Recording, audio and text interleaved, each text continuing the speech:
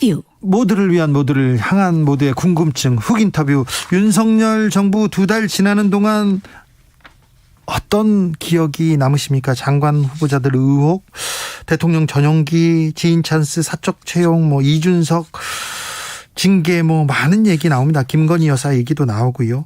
아무튼 논란은 이어지고 지지율은 떨어집니다. 국민의힘은 제대로 가고 있나요? 윤석열 정부는 바르게 가고 있습니까? 윤석열 대통령의 지지율 반전 포인트 한번 짚어보겠습니다. 이상돈 중앙대 명예교수, 안녕하세요. 네, 안녕하세요. 네. 교수님, 건강하시죠? 네. 네. 대통령 지지율이 쑥쑥 빠집니다. 어떻게 보고 계신지요? 처음부터 지지율이 높았던 건 아니잖아요. 네. 그러니까 지금은 대통령 선거 때 안 뽑은 사람도 처음에는 상당히 지지하고 그랬는데 그런 게 좀 많이 없어졌죠. 네. 이제 분열된 사회가 돼서 그거 보면은 한 10% 이상 좀 빠진 것 같은데 저는 역지사지를 볼 것 같으면은 오히려 초기에 좀 이런 시련을 당하는 게 윤 대통령한테 좀 좋은 의미도 좋은 기회가 될 수 있지 않은가. 네. 그렇게 생각합니다. 여기서 좀 자신을 한번 되돌아보고 심길전 하면은 좀 나아질 수 있겠죠. 네. 심기일전에서 좀 나아지겠죠. 지지율이 더 떨어지진 않겠죠. 고정 지지율이라는 게 있으니까요. 네. 근데 이제 제일 중요한 것은 그야말로 자신을 그렇게 확고하게 지지했던 사람들마저 그렇죠. 무너지게 되면은 그 박근혜 대통령 말기에 이제 탄핵 직전에 그때 또 이명박 대통령 초기에 그 촛불 전국 때 그 청와대 올라가서 무슨 반성문 같은 거 썼을 때 오히려 그게 지지율을 높인 게 아니라 고정 지지층마저 그냥 저 사람은 저러냐 그래서 그냥 포기를 한 적이 있죠. 그러니까 그러니까 제일 중요한 게 뭐냐면 대통령과 그 참모 자체가 과거 대통령의 그런 선례, 역사를 좀 잘 알아야 되는데 제가 볼 때는 윤 대통령 본인은 그거 잘 모르는 것 같아요. 네. 심기일전해서 잘 하겠죠. 그런데 이명박 정부 때도 지지율이 폭락했을 때 어떻게 갔냐면은 사정정국으로 가고 그다음에 언론 장악으로 나가고 그러면서 더 좀 악화일로로 치달았습니다. 그때 돌이켜 보면은 그 이제 촛불 전국 그걸 지나서 이제 자기가 좀 후퇴했다고 한 것이 한반도 대운하는 안 하겠다. 그리고 쇠고기 이거 연기하겠다. 그러고 나서 조금 쉬었다가 멀쩡한 강을 살리겠다고 시작했고 그다음에 이제 종편 설립을 위해서 강공 드라이브를 넣었죠. 그래서 돌이켜보면 그때부터 오히려 그 대립이 굉장히 그 야당과의 대립에 한 2년 세월을 보냈나요? 2010년 지방선거 때 그래서 이제 별로 좋은 성적표를 받지 못했죠. 윤석열 정부가 그 이명박 정부의 전철을 밟지는 않겠죠. 이제 그때 비교해 보면은 이제 총선이 그 중간 평가가 아니겠습니까? 그래서 이제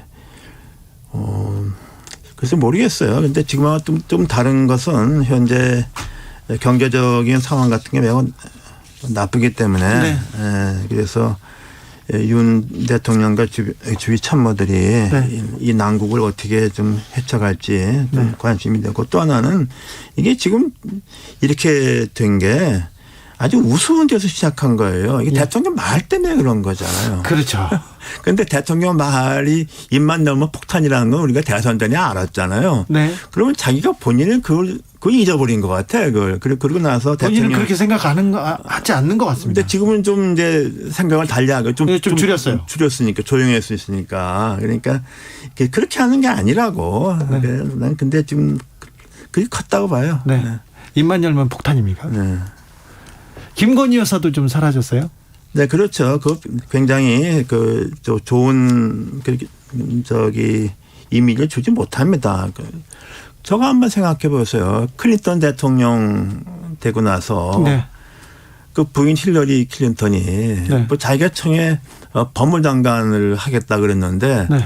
이 법을 다 몰랐잖아. 법을 열어보니까 대통령 가까운 친척은 뭐 임명직 못하게 돼 있었어. 네. 그렇다고 가만히 있기는 안 하니까 한 게 뭡니까? 건강보험, 미국의 그 헬스케어. 네. 그거를 하는 타스크포스를 지가 하겠다고 했잖아요. 네. 그게 뭐, 그러니까 똑같은 것도 대통령 부인 나서니까 될 것도 안 된 거예요. 네. 그래서 1년 만에 그냥 지지율이 폭락을 해버려요. 그다음부터 힐러리는 7년 동안에 아무것도 안 하고 그냥 조용히 있었죠. 그래서 그게 뭐냐 그러면 대통령, 유권자들이 대통령을 뽑아요. 대통령 부인을 뽑지 않았잖아요. 네. 그 부인이 이렇게 무슨 그 사회적인 봉사한다 그러면 모르겠는데 그렇게 너무 뭐라 그러나 여기저기 나서는 거 별로 좋은 평가 받지 못합니다. 네. 대통령 참모들도 역할을 제대로 하고 있는지 그런 문제 제기도 이렇게 계속됩니다. 대통령실 보이지 않습니다. 비서실장, 뭐 정무수석, 홍보수 뭐 잘 안 보입니다. 네. 근데 한번 돌이켜 생각해 보죠. 우리나라 그래도 그 대통령 중에 대통령은 역시 김영삼, 김대중 두 분 아닙니까? 네? 네. 김영삼 대통령도 처음에 그 참모진을 열어보면 그 대단했잖아요. 네네. 그 주요 중진 언론인들 스카우트하고 무게감이 있는 사람들이 그렇게 이끌었잖아요. 네. 김대중 전 대통령 비서실장을 자기와는 진영에 따른 김종건 네. 민정계조 하고 뭐 그렇게 그 천하의 김영삼 김대중 전 대통령도 대통령 당시에는 네. 참모진을 그렇게 비중 있게 해서 네. 그렇게 해서 그러니까 국정이 그만큼 엄중한 걸 알았는데 네. 뭐 이건 뭐 누군지 뭐 보이지도 않잖아요. 네네. 그래서 이렇게 됐는데 이제는 좀 바뀌어야 된다고 봅니다. 네. 그럼 쇄신을 해야죠. 대통령 좀 인적 쇄신, 비서실의 인적 쇄신 이런 게 필요하다고 보십니까? 그렇죠. 절대적으로 그렇습니다. 그렇습니까? 그래서 홍보수석 대변인들이 과연 제 역할을 하는지. 네. 우리가 제가 금방 봐도 굉장히 어색해요. 그 발표하고 그런 것들이. 네. 그리고 더 중요한 것은 그 대통령이 국민한테 발표한 거 아닙니까? 네네. 대통령에서는 그거 그렇죠. 할 때 단어 하나하나 신중하게 해야 되고 그 혼자 하는 게 아니라고. 그렇죠. 그래서 홍보실에서는 그 스피치라이터도 있고 또 연구를 해서 여러 가지를 그 사람께 토론하고 그런 거 아닙니까? 그렇죠. 연설을 제일 잘하기로 유명한 로널드 레이건 대통령도 스피치라이터들이 얼마나 유능한 사람이 많았는데요. 네. 이건 너무 아무것도 모르는 거예요, 대통령에 대해서. 이게 미국식이라고 하던데요? 네, 모르겠어. 그건 내가 미국을 잘못하는 모양이구만. 아니요. 미국에서 제일 공부를 많이 하신 분인데 미국식이 제일 좋다고 미국식이라고 합니다. 그건 누가 들으면 웃는 게 아니라 참. 웃깁니까? 네. 국민의힘은 좀 잘 가고 있습니까? 권성동 직무대행 체제가 가고 있습니다. 네, 그리고 제가 돌이켜보건데 네. 지금 대통령 이렇게 지금 복귀해보면 그래요. 네. 문재인 대통령과 달리 윤 대통령은 인수위 기간이 2달이 있었잖아요. 네. 내가 볼 땐 그걸 완전히 합의한 것 같아. 그래요? 네. 왜냐하면 이렇게 준비가 안 될 수가 없잖아. 2달 동안에. 난 그 원인 중에 하나가 예. 그 대통령 사실 인수위원장은 그 직권이 있으면 안 된다고. 예. 대통령 당선자가 중요한 거잖아요. 그렇죠. 근데 뭐 인수위원장이 자기 정치했잖아요. 2달 동안. 네네. 그러니까 전혀 도움이 안 된 거예요. 대통령한테. 네. 그 인사가 뭐 전혀 도움이 안 된 거예요. 그렇죠. 그러니까 2달 합의한 거로 봐야죠. 네. 난 거기에 대해서 대통령 본인도 좀 반성할 부분이 있다고 봐요. 이미 다 지난 거지만은. 네. 그리고 또 하나는 이게 도대체 여당은 우리 과거 보면은 여당 대표가 이렇게 큰 뉴스가 되는 건 총선이나 지방선거 선거 앞둔 거지. 네. 대통령 되면서 집권 초기에 이건 뭐 불난집도 아니고 이건 도대체 네. 그 카메라 앞에서 뭐 애를 장난하는 것처럼 툭 치고 뭐 어쨌다는 둥 이게 도대체 있을 수가 있는 일입니까? 이게 여당이라고 볼 수가 있어요, 이게? 지끼리 싸우고 해서 결국은 대통령 지지율, 정권 지지율을 많이 까먹었어요, 이거. 예. 근데 물론 대통령이 그 여당을 이렇게 통제하거나 뭐 이렇게 할 수는 없는 건데 그게 정치 관여이기 때문에 사실 그 웃기는 거예요. 예, 예. 그럼 말도 안 되는 거예요. 정치인이 해야죠. 그렇죠. 아니, 네. 저 미국의 당대표라는 게 있어요, 미국에. 네. 대통령이 집권 여당의 지도자입니다. 네.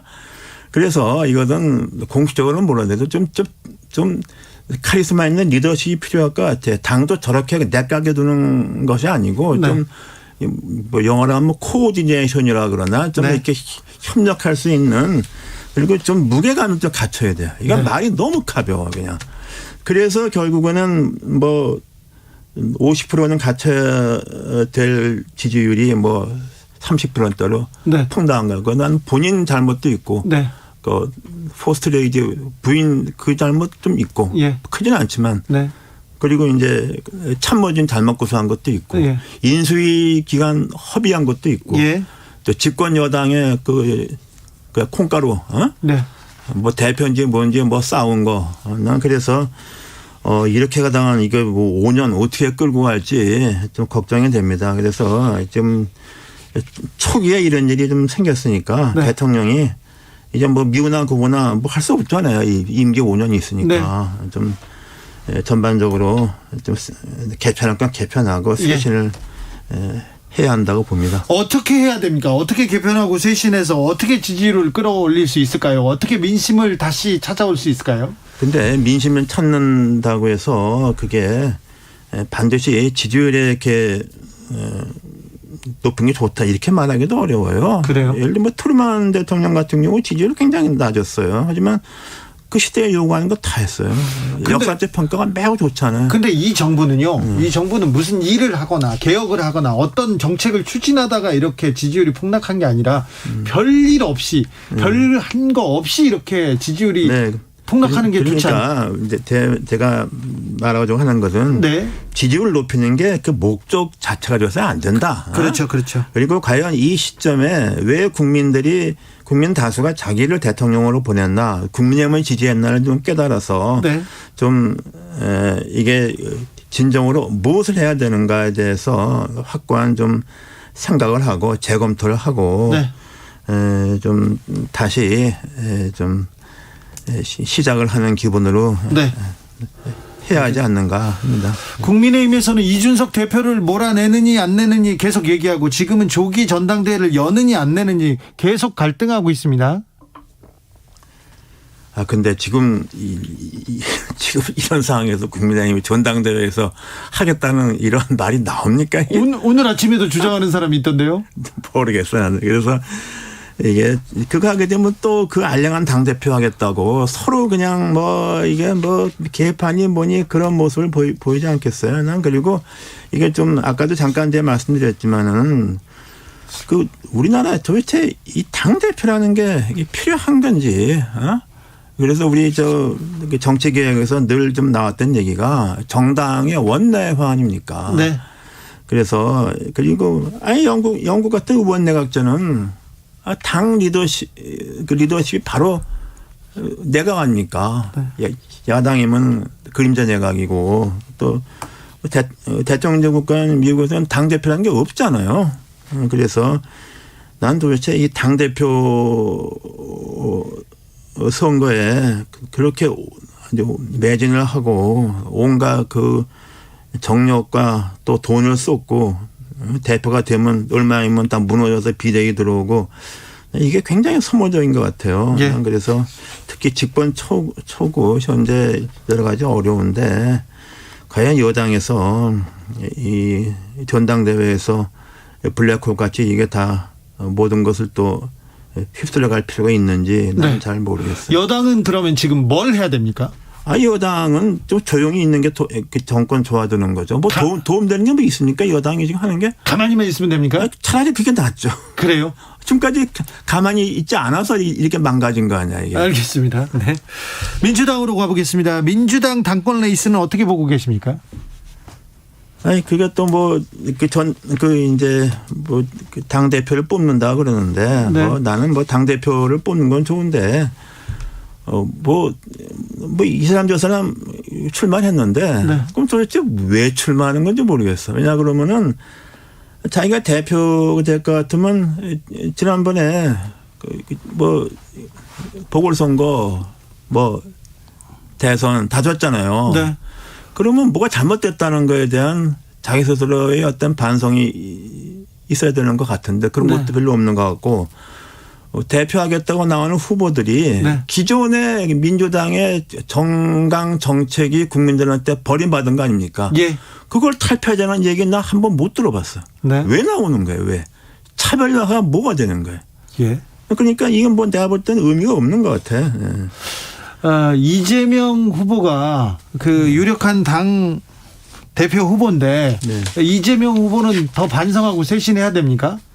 근데 반동세신 문제가 아니라 예. 이게 그냥 자기가 대통령 선거에서 졌잖아요. 졌죠. 그리고 지금 그 당이 두 번, 세 번 진 거 아닙니까? 네. 계속해서. 예. 이재명의 민주당이 졌죠. 그러니까 그렇게 되면 왜 졌는가에 대한 답을 해야 될 거 아니야. 그렇습니까? 그건 부정선거로 졌다는 것 같아. 자기들이 이겼는데.